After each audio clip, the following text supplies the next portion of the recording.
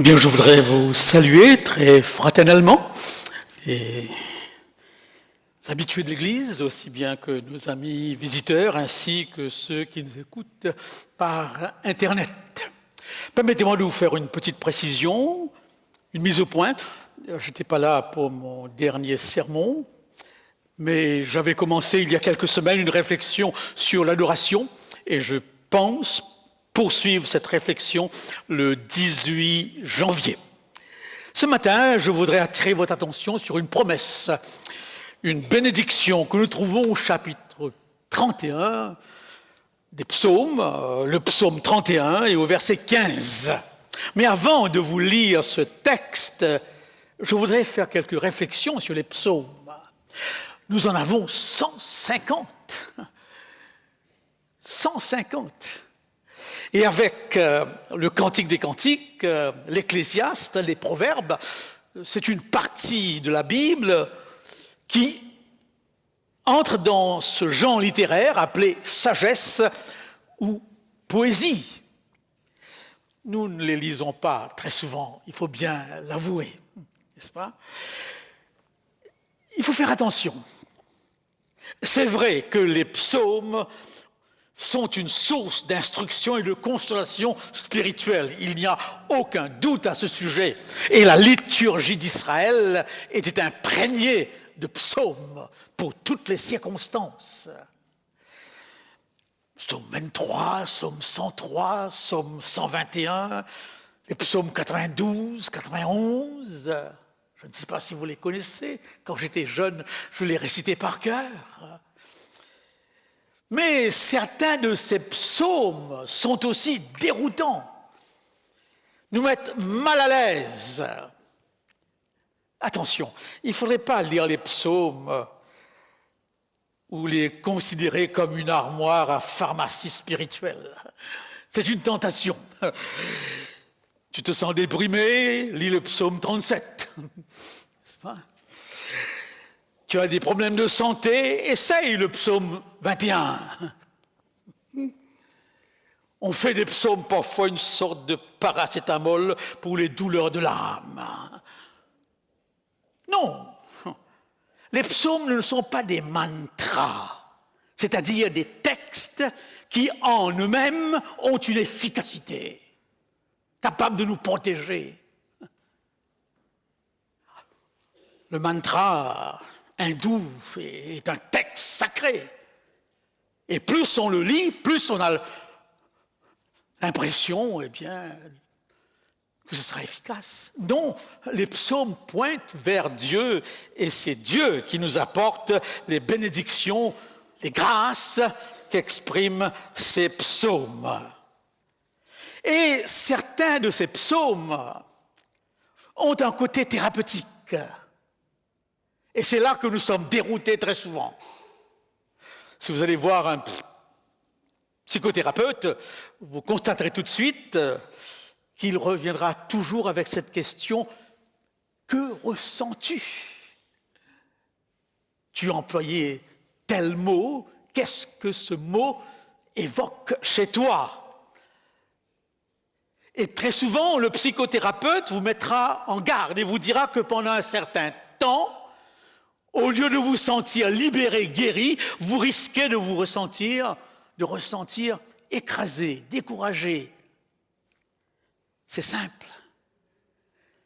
Le psychothérapeute va essayer de faire remonter en surface des sentiments cachés, des émotions refoulées, parfois déconcertantes. Eh bien, les psaumes vont aussi dans ce sens. Le texte qui a été lu dans sa première partie avait pour thème « Je me confie en l'Éternel ». Et dans la dernière partie, ce thème est revenu. Mais entre les deux parties, comme un sandwich, David exprime ses doutes, ses vertiges, ses mesquineries, ses ravissements et ses haines. David, nous parle de ses angoisses et il dit « Je suis oublié comme un mort, je suis dans la détresse, mon visage est usé par le chagrin. ma vie se consume dans des soupirs de douleur. Et cette partie, parfois, nous déroute. Et il ira même jusqu'à dire, en parlant des méchants, de ses ennemis, « Seigneur, écrase-les sur les rochers. » J'ai jamais osé dire à Dieu une pareille chose. Écrase-les sur ces rochers, que leurs enfants deviennent des vagabonds, que leurs enfants, n'est-ce pas, soient des mendiants, et que leurs femmes, des veuves. Une violence. Je lisais un de ces psaumes hier soir où il disait « J'ai de la haine pour ces méchants, une haine absolue, une haine parfaite. » Qu'est-ce qu'on peut dire donc? J'étais toujours impressionné lorsque j'ai lu pour la première fois le livre de Job. Et je ne comprenais pas comment cet homme parlait à Dieu sur ce ton.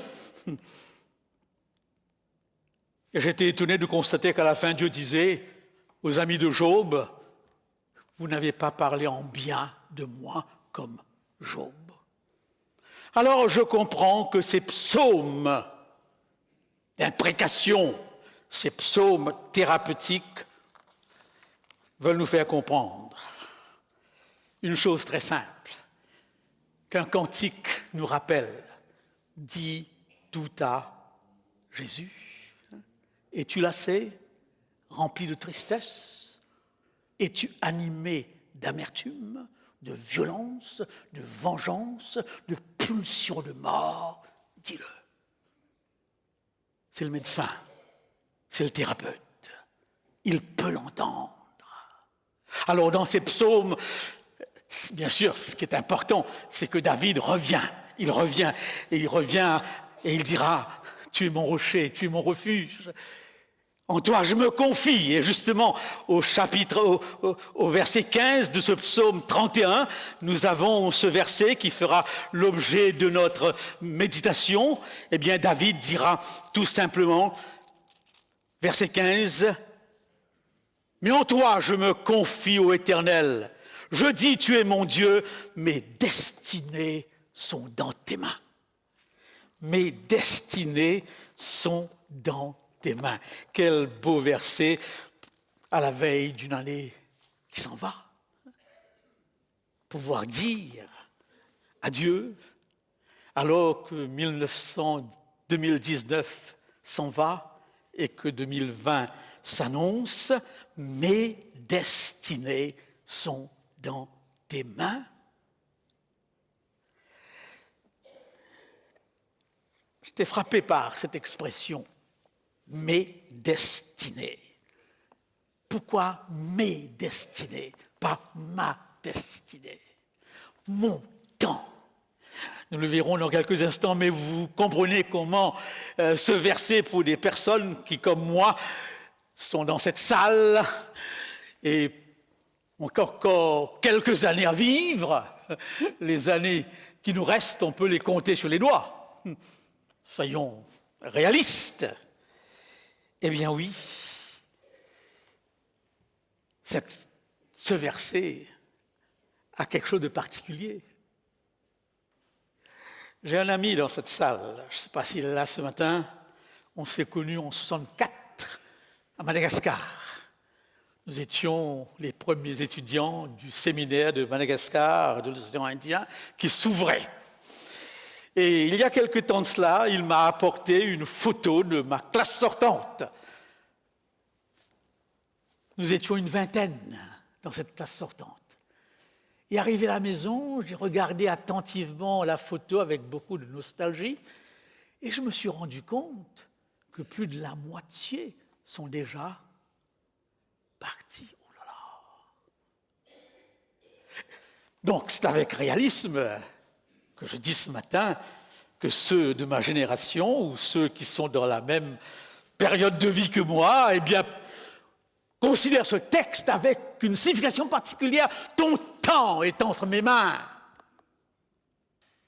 Eh bien oui, je lis toujours avec beaucoup de passion, beaucoup d'attention, les réflexions de de Jean de Merson. J'aime bien ce qu'il écrit. Et je me rends compte que le thème de la mort revient constamment. Parce que, dit-il, c'est la seule certitude que vous avez, que vous allez mourir. Heureusement qu'on n'y pense pas trop. J'aime bien ce texte dans son dernier livre, Un Hosanna sans fin, publié après sa mort. « Grâce à Dieu, je vais mourir, comme tout le monde, comme vous. Avant vous, sans doute, ma vie est déjà longue, j'approche du bout de chemin. Mais rien de plus capricieux que cette mort si certaine. Il n'est pas interdit à un lecteur ou à une lectrice en parfaite santé et beaucoup plus jeune que l'auteur de disparaître avant lui. L'histoire est imprévisible. Ce qu'il faut dire avec force dès le début de ce petit livre, c'est que personne n'est sûr de rien. De quoi êtes-vous sûr? Il n'y a que deux choses de sûr parmi tant de choses possibles et douteuses. La première, nous sommes nés. C'est une certitude. Vous êtes là, donc vous êtes bien nés. Et la deuxième, nous mourrons. C'est les deux seules certitudes. Entre les deux, que des incertitudes. Inutile, si nous vivons, d'espérer échapper à la mort. Nous mourrons parce que nous vivons. J'entre dans la vie, écrit Bossuet, avec la loi d'en sortir. Ma destinée est entre tes mains. Je n'en fais pas une fixation, je n'en fais pas une obsession, même si j'y pense de temps en temps. Et à chaque fois que j'y pense, ce texte de David me revient à l'esprit.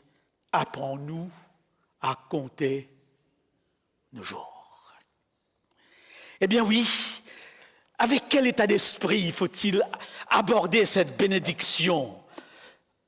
Mes destinées sont entre tes mains, en toi je me confie. Avec quel état d'esprit aborderons-nous cette nouvelle année dans 3 jours? Tout le monde connaît Marilyn Monroe, n'est-ce pas? Et c'est frappant de constater combien, jusqu'aujourd'hui, sa vie et sa mort fascinent.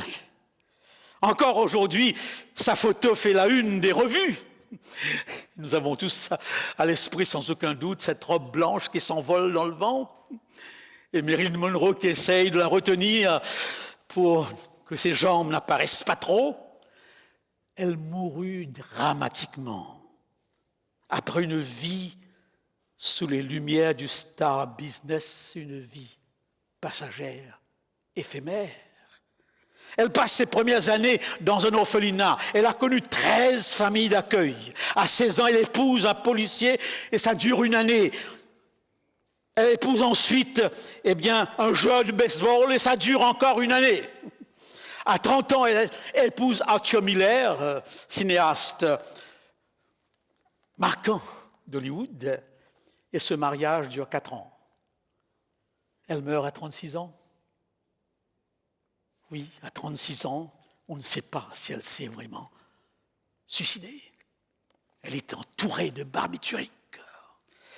Mais pourquoi je vous raconte cette histoire? C'est tout simplement parce que Miller, après la mort de sa femme, a dit ceci. Avec un peu de chance, elle aurait pu s'en sortir. Elle avait besoin d'une grâce, d'une bénédiction. Elle avait besoin d'une bénédiction. A blessing. Et je me suis demandé, mais qu'est-ce que Miller voulait dire par ça, par le fait qu'elle avait besoin d'une bénédiction? Qu'apporte une bénédiction? Que signifie une bénédiction? Après chaque célébration, chaque office liturgique dans l'Église catholique, le prêtre bénit. Chez nous, on lit un texte de bénédiction, mais on a peur des gestes chez nous. On n'ose même pas bénir.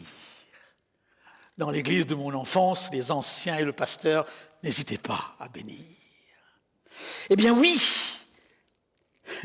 Et lorsque dans l'église catholique, quelqu'un va se confesser, semble-t-il, eh bien, il commence par dire au prêtre, « Père, bénissez-moi parce que j'ai péché. » Un prêtre disait, « Mais non, il faudrait dire plutôt, punissez-moi parce que j'ai péché. » Et ce prêtre raconte l'histoire de cette petite fille qui a fait un lapsus. Et au lieu de dire « Père, bénissez-moi parce que j'ai péché », elle a dit « Père, bénissez-moi entre toutes les femmes ». Lapsus ou un coup du Saint-Esprit. Parce que justement, une bénédiction nous rappelle que nous sommes uniques devant Dieu. Oui, nous sommes uniques devant Dieu. Je suis ton Dieu. Une bénédiction signifie que Dieu veut nous dire du bien, Dieu veut nous faire du bien, Dieu veut que notre bien. Et pour mieux vous faire comprendre cela, je vous dirai tout simplement que le mot bénir signifie communiquer une force et vient du mot hébreu beraka. Et pour mieux comprendre le mot beraka, pensez à baraka. Tout le monde sait ce que c'est que la baraka. Il a de la baraka. En d'autres mots, il a de quoi? La chance. Il est béni. Un autre mot qui vient de la même racine, baraquer, on va baraquer un chameau, on va le faire s'agenouiller. Et pour un chrétien, c'est l'attitude d'accueil, l'attitude d'humilité, l'attitude de docilité. Dieu nous dit ce matin, je te bénis.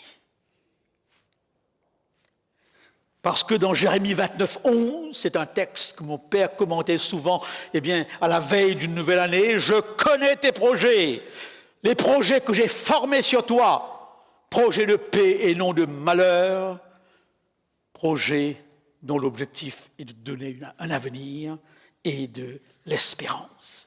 C'est ce que manquait Marilyn Monroe. Une grâce, une bénédiction. Mes destinées sont entre tes mains. Alors oui, pourquoi mais, pas ma destinée? Et même en anglais, je me suis rendu compte que l'expression employée, c'est « my times ». Eh bien oui, mes secondes, mes heures, mes mois, mes années. Parce que le temps, on peut le décliner en morceaux. Et nous sommes au cœur de chaque morceau. Nous sommes des gens travaillés par le temps. N'est-ce pas? Travaillés par le temps. Et nous pouvons avoir deux approches du temps. Une approche conceptuelle par rapport à l'heure, par rapport au calendrier, ça va passer. Et une approche, événementielle du temps. N'est-ce pas? Une approche conceptuelle, perceptuelle, c'est-à-dire où le temps signifie événement. Je vous ai raconté, je crois, une histoire africaine à ce sujet, parce que j'ai l'impression que là-bas, ils l'ont compris. Et je vous raconte une autre ce matin d'un Africain qui arrive pour la première fois au Canada. Il va rencontrer donc quelqu'un qui habite déjà là, qui n'est pas africain, et ce quelqu'un attend 1 heure, 2 heures, il n'arrive pas, il commence à s'énerver. Comment se fait-il qu'il est si en retard? Et finalement, il arrive avec un sourire, comme si rien n'était. Et lorsque l'autre lui fait la remarque, « Mais je vous attends depuis longtemps », il a dit, « Mais chez nous, on ne calcule pas le temps avec l'horloge ou la montre. Chez nous, on calcule le temps à partir des événements. » Voilà. Et j'ai vécu cela parce qu'à chaque fois qu'en Afrique, au Cameroun particulièrement, j'allais prêcher et que je demandais à l'ancien ou au pasteur à quelle heure commence le service, il me répondait toujours, ça commencera quand tu arriveras. En d'autres mots, ce n'est pas l'horloge qui va déterminer. C'est ta présence. Ta présence, c'est le début de l'événement. Et c'est juste. C'est ainsi que par rapport à l'événement, le temps est long, le temps est court.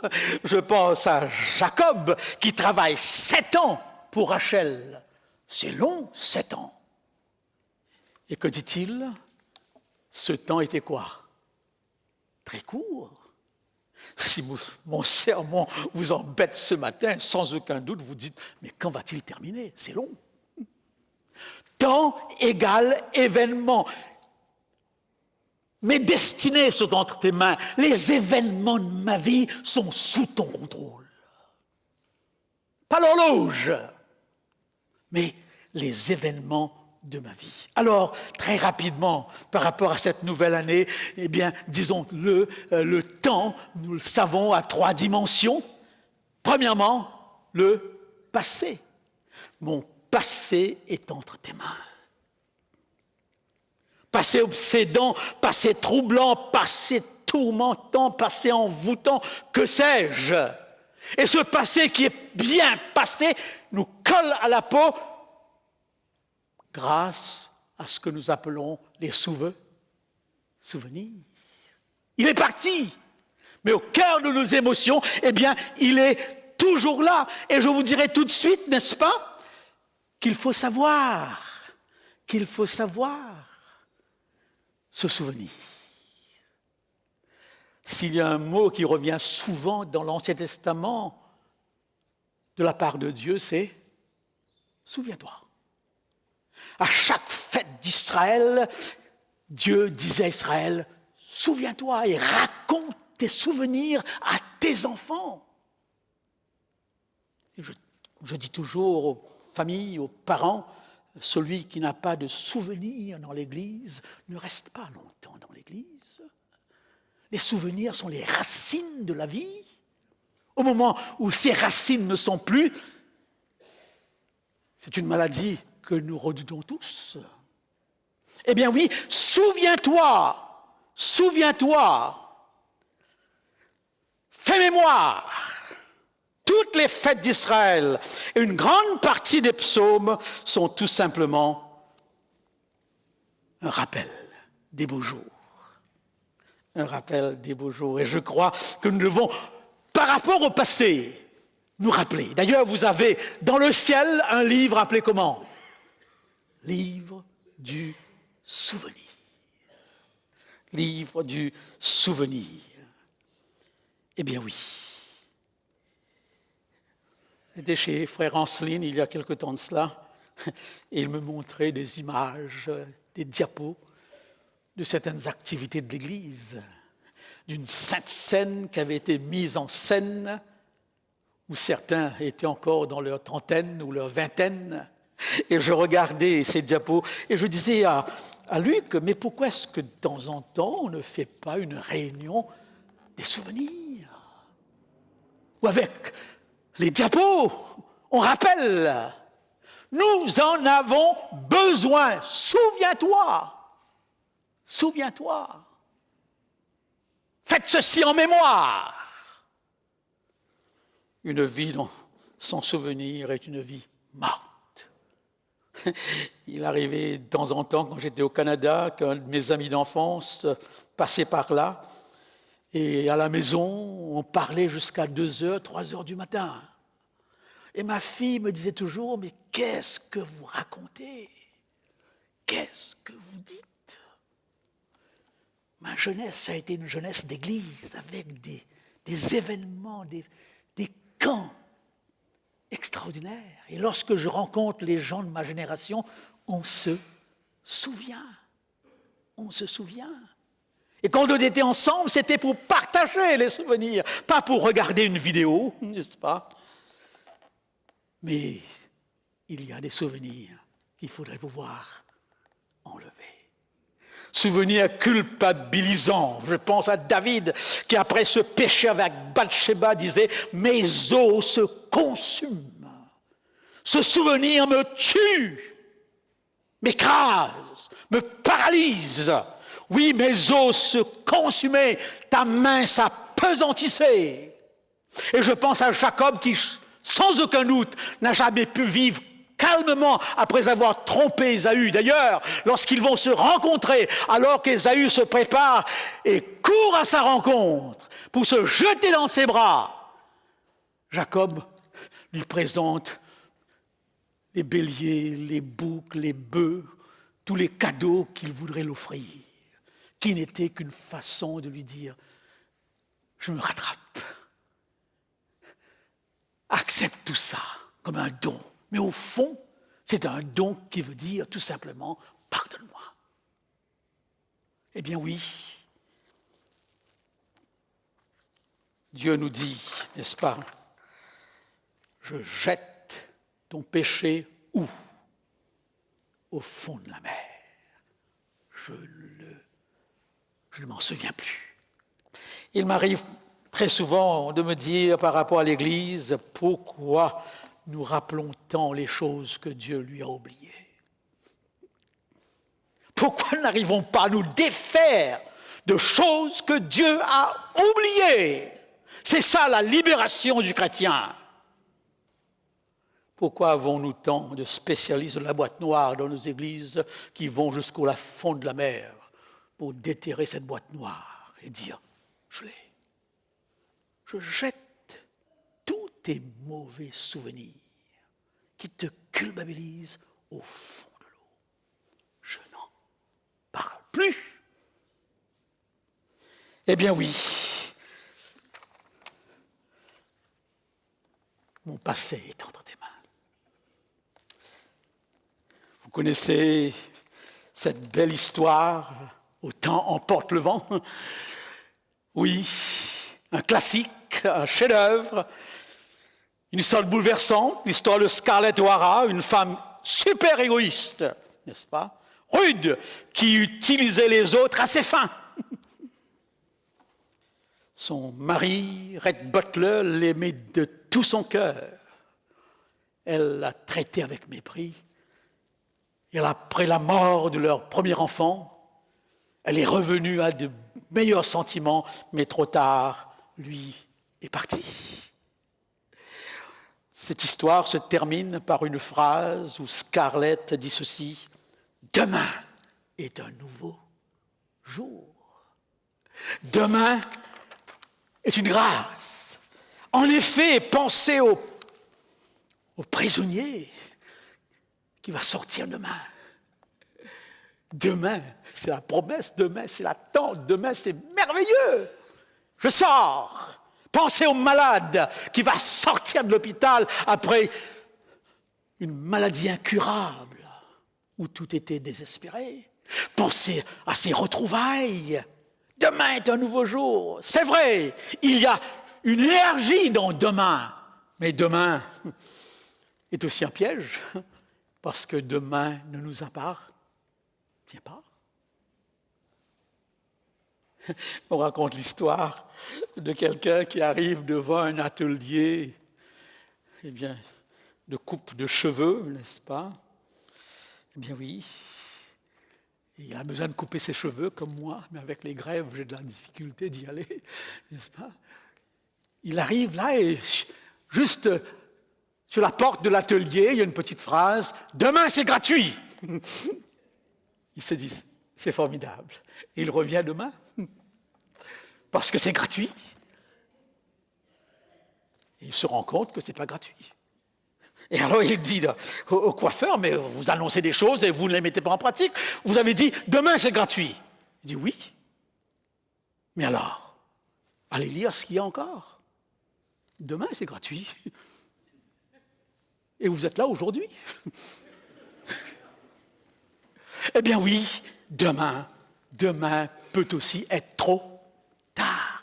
Nous n'avons pas de contrôle sur demain. J'ai un regret que je porte au fond de mon cœur. Après 10 ans à Tahiti et à Colombe, je suis revenu au Canada et mon père était si heureux qu'il disait à tout le monde « Mon fils revient ». Je suis arrivé mardi. Et le vendredi, je le visitais et je lui disais « Papa, dimanche, on fête ton anniversaire de 92 ans. Demain ou le lendemain. » Et je suis parti à Trois-Rivières chercher une maison pour ma nouvelle destination, ma nouvelle affectation. Je n'étais pas obligé de partir, j'aurais pu rester. Mais je suis parti chercher. Et le lendemain, vers 6 heures du matin, ma fille me téléphonait pour me dire « Papa est mort.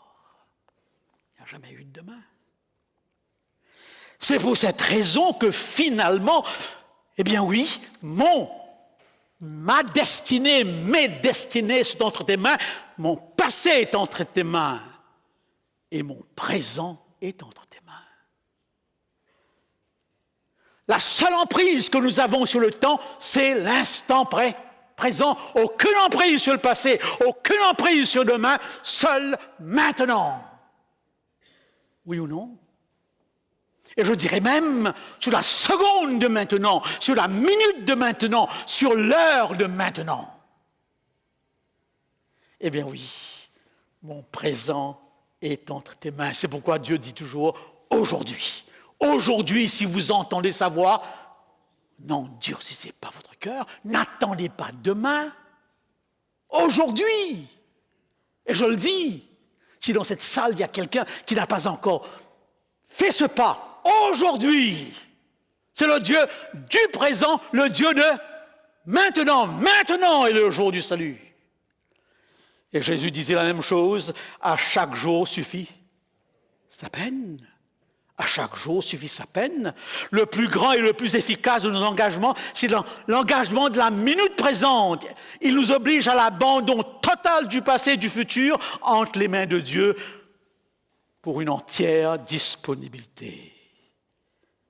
Eh bien oui, j'aime bien ce livre de Louis Sévely où il parle, n'est-ce pas, de l'aube, n'est-ce pas, de l'aube.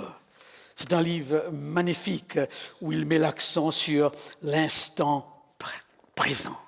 Alors, chers amis, comment faire de l'instant présent un instant d'éternité? Premièrement, en ayant un esprit content.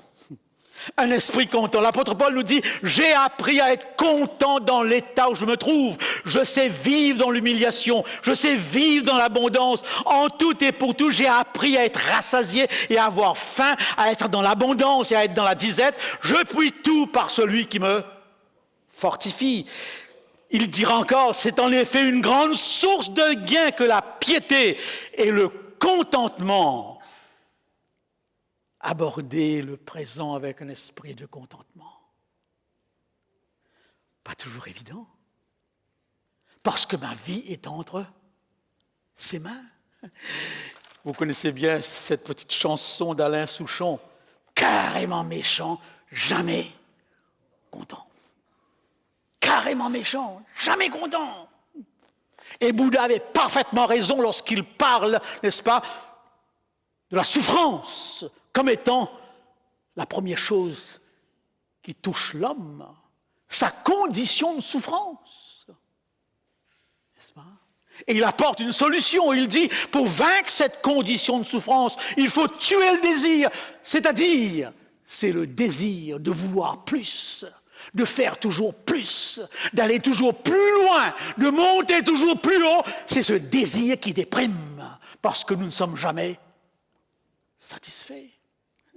J'ai appris à être content de l'état dans lequel je me trouve. Et j'ajouterai, sans trop commenter, l'esprit d'utilité, de service et un esprit imprégné de courtoisie, de générosité. Un esprit assaisonné de grâce.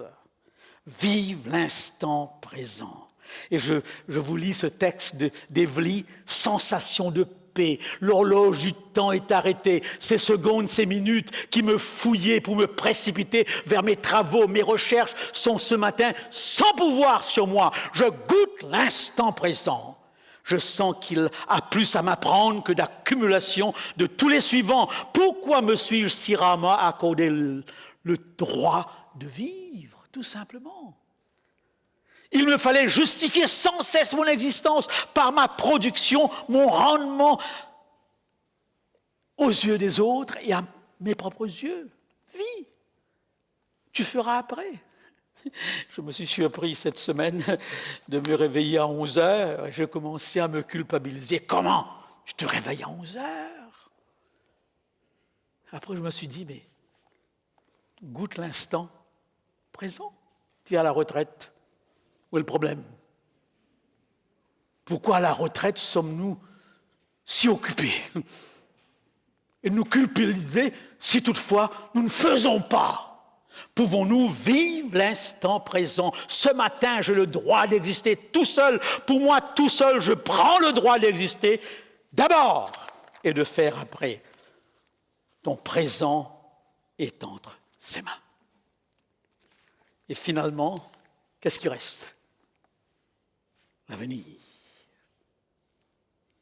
Eh bien oui, le futur. Le futur. L'obsession du futur. J'ai 2 livres intéressants de Jacques Attali à la maison, Fin observateur de l'évolution du monde, Sentinelle humaniste, et il dit ceci dans un premier livre, n'est-ce pas, sur l'avenir. Que vais-je devenir? Serais-je heureux en amour, dans mon travail? Quand et comment vais-je mourir? Que me réserve l'avenir que j'aime, l'avenir de ceux que j'aime, l'avenir de mon pays, de l'humanité? Et il nous rapporte combien certains cherchent dans des techniques l'efficacité pour résoudre les incertitudes, les as, les cartes, les lits de la main, le hasard, etc. Tout cela pour pouvoir avoir le pouvoir sur l'avenir. Et dans un autre livre qui dominera le monde, eh bien, il passe en revue tous les systèmes du monde qui vient. Non. Cette phrase de Victor Hugo, rapportée par Napoléon à la suite d'une conversation qui m'échappe, « Sire, l'avenir n'est à personne, l'avenir est à Dieu. » À chaque fois que l'heure sonne, tout ici-bas nous dit adieu. Quel avenir, quel avenir. Nous vivons à une époque difficile, marquée par l'incertitude. Toutes ces révoltes, toutes ces manifestations qui traversent l'humanité entière révèlent qu'il y a au fond une incertitude par rapport à quoi? À l'avenir. Mon avenir était entre tes mains. Il y a 3 ans de cela, alors que le Brexit devait avoir lieu, c'était un samedi, et le dimanche qui suivait devait être le jour de la grande décision du Brexit ou pas. Et j'ai eu l'audace, dans mon sermon de la veille, de dire « ils vont sortir. Le Brexit aura lieu. » C'était hasardeux de dire cela aussi publiquement. Mais je le disais tout simplement parce que nous sommes une église qui a toujours cru aux prophéties, et vous avez une des prophéties qui constitue la base même de toutes les prophéties. Ils ne seront jamais unis. Et jusqu'à l'heure, Daniel 2 est toujours en vigueur. Ils ne seront jamais unis. L'Europe, une illusion. Pourquoi ai-je parlé ainsi? C'est parce que Dieu nous dit, tout simplement, eh bien oui, je suis le Dieu de l'avenir. Je suis le Dieu de l'avenir. Dans Ésaïe 46, verset 9, lisons ce verset, n'est-ce pas? Ésaïe chapitre 46 et le verset 9.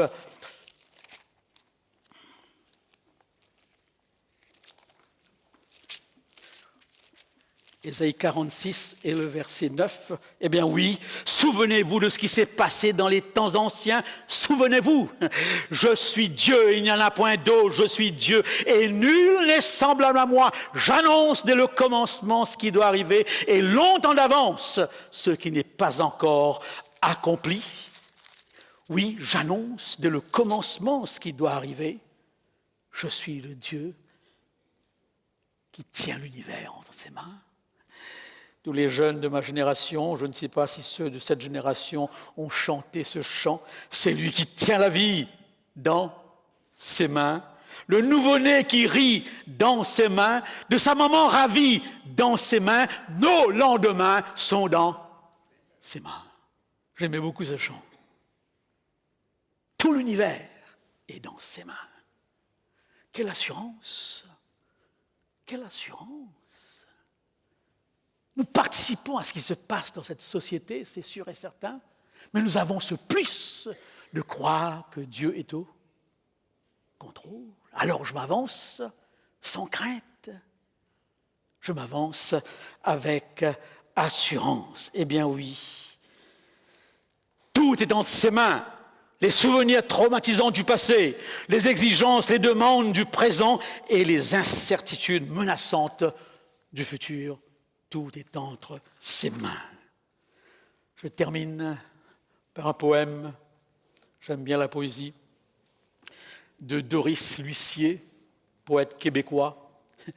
Et il nous dit ceci: la vie, c'est comme un tricot. Dieu te donne la laine et les aiguilles et il te dit: tricote de ton mieux, une maille à la fois. Une maille, c'est une journée sur l'aiguille du temps.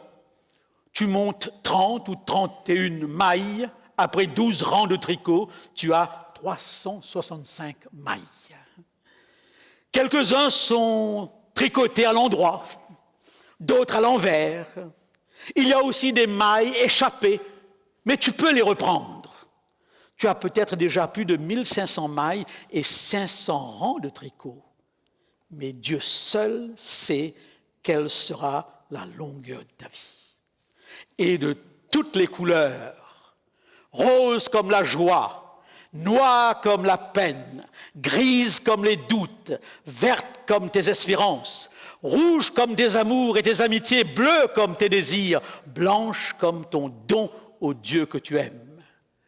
Et à la suite de cette réflexion poétique, Doris Lucier fait cette prière: donne-moi le courage de terminer mon tricot. Donne-moi le courage de terminer mon tricot, afin qu'un jour, devant mes frères et sœurs, je te l'offre avec toute ma joie. 365 nouveaux jours.